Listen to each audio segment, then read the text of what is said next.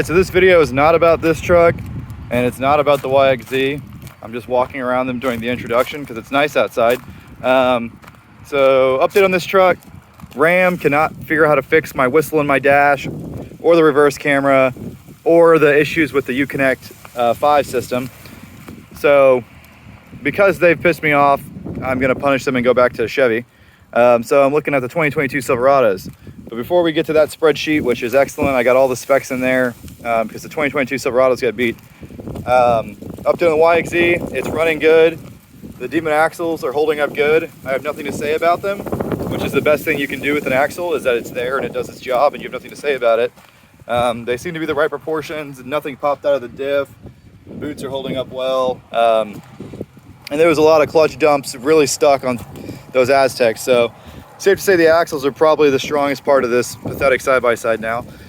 So yay, Demon axles. Hey guys, so you may recognize this spreadsheet. This is the one I put together to compare all the 2022 trucks that came out, the 4x4s I was interested in. I ruled out the Rivian pretty easily. The price just jumped up 15 grand and their stock's not doing very good. So I'm gonna wait until I get forced to be an electric vehicle before I do it willingly.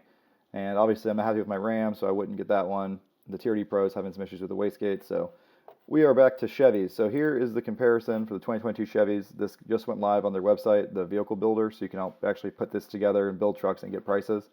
It's organized from low to high. Let me talk to you about what trucks I selected that I would put in here because these are the ones I'm interested in. So these are the cheap options I would build. If I was going to go cheap, I'd get a double cab with a 6.5 foot bed and either the 5.3 or the diesel. Then there's the Trail Boss, which is pretty much the same thing with the 2-inch lift. LTZ, pretty much the same thing as the LT, except this is a crew cab. All these under here are crew. And I would get it with AC seats, which is great. And then there's the High Country, and then of course the ZR2, which is what I really want. I just don't know if it's quite worth it. So let me walk you through what I did here.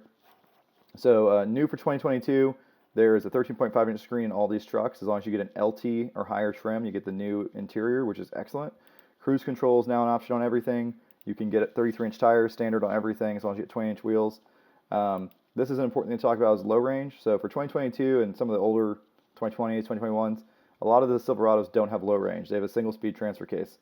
They did this because they know a lot of their customers aren't really real men and don't really need a truck. They just like the look of a truck so they can daily drive to their desk job. So they said, no one's using low range anyways. Why are we putting this in these trucks? Well, that's a problem for me. So now, in order to get low range, you have to get the Z71 package. And if you get the Z71 package, you can't get the max trailering package, which means you get stuck with these high gears. This is why I didn't get a Chevy last time and I got the Dodge and previously the Ford, because you can configure the Fords and the Dodges more. You can put, excuse me, the Ram. It's not a Dodge, it's a Ram, whatever. You can put whatever gear ratio you want in a Ford or Ram and whatever off-road package, etc. Chevy locks it down more. The reason for this is fuel mileage. If you're getting a higher truck like a Trail Boss or you're putting an off-road package, they still want you to get decent gas mileage so that they're being honest with their EPA numbers and it helps their fleet average. So in order to do that, they make you get these high gear ratios. There's a caveat to this. If you get a High Country with a 6.2 or a 3.0, all the High Countries have low range. That's like a standard perk you get on the High Country. So then you can add the max trailering package, get the 373 gears with the diesel, which gives you a 13,300 pound towing capacity. That's like the best in class number. So that's an attractive option if you're going to tow a lot. I don't tow every day. I tow on the weekends, and I don't tow all that much very often. So really, any of these can tow enough for me. Sometimes it'd be nice to have the lower gears like my Ram has, but again, the lower gears make you turn more RPMs on the highway and hurt your gas mileage. So that's an important note down here. This is really, really, really, really important to know that this is the real problem with Chevys right now, is that you've got to get a package to get low range. In my opinion, low range should be standard on any kind of truck.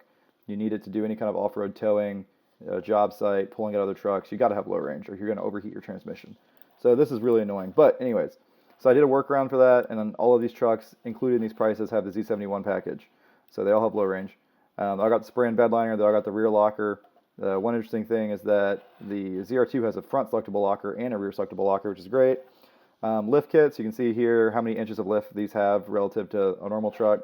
Miles per gallon, obviously the diesel's the best, the ZR2 is the worst with the 6.2 and the bigger tires and whatever. Quarter mile times, 0 to 60, not all super relevant. I will point out that the 0 to 60 on the diesel Chevy is a lot better than the diesel Ram. So you can look back on this spreadsheet, the Ram is 0 to 60 at 7.7, the Chevy 7.1. That's a huge difference. So that's important to know. But anyways, so let's go through here and talk about these colors up here. Why did it have all these red?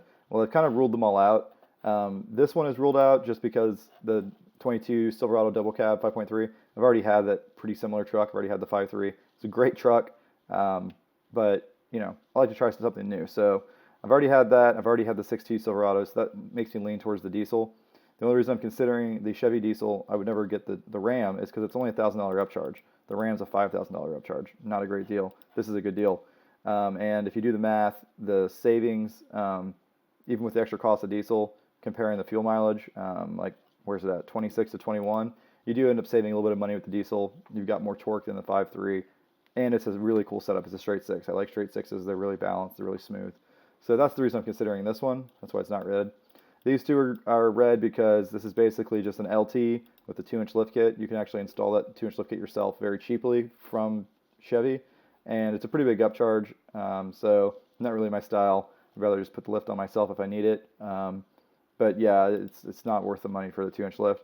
The LTZs, I put red on them because the only real reason I would get an LTZ over an LT is the AC seats. And if you look at the price difference, it's, you know, $5 or $6 grand, because there's a bunch of other stuff you're getting that I don't care about, like all the appearance stuff and the chrome. I don't really give a shit about that. So it just doesn't seem like a good deal. Yes, I love AC seats, but is it worth $6 grand? Probably not. Now this is a crew cab, so that's some of the price difference to consider, but a lot of it's just the LTC package. The High Country with the 5.3 I would not get because you cannot get the max trailering on a 5.3 High Country. You've got to get the 3.0 diesel or the 6.2. So that's grayed out. I didn't even include the 6.2 High Country because if I'm going to get another 6.2, you know it's going to be the ZR2. The only reason I don't want the 6.2 is because it takes premium fuel and gas prices are stupid high right now. And it gets a little worse gas mileage because it's lifted up higher and it's got a 6.2. So compared to the 5.3, it's got worse range and it's more expensive to run. So that's why, you know, kind of leaning towards the diesel. Not that if you're buying this truck, you really care that much about miles per gallon. Another real reason I'm not thrilled about the ZR2 is it still has leaf spring rear suspension. So it's kind of like the Raptor used to be. It's got a big V8. It's got leaf spring rear suspension. It's got some good shocks, but it really needs coilovers to compete with the Raptor. So I don't love it just because of the rear leaf springs, but I do like the, you know, the ground clearance, the approach and departure angles. It looks great. Obviously, it's got a fully loaded interior with AC seats. It can only tow 9,000 pounds, but that's really enough. So yeah, so if we look down here, these will show you which ones have AC seats. This shows you the prices. This one's about 70K for the ZR2. But you got to remember that on top of this, because it's 2022 and we have Biden bucks, every dealership's charging market adjustments. They have bullshit appearance packages on top of their dealer fee. So you got to add $7 grand to all these prices to get your out the door price before tax. So, you know, buying a vehicle now is just extremely, just absurdly expensive, just like everything else, just like houses and whatever. So you got to remember to factor this into your equation. So the ones I'm really stuck between are this guy. I'll make it green. If I can use my mouse. And this guy. I didn't mean to make the font red in here, but whatever. Those are the two I'm really considering.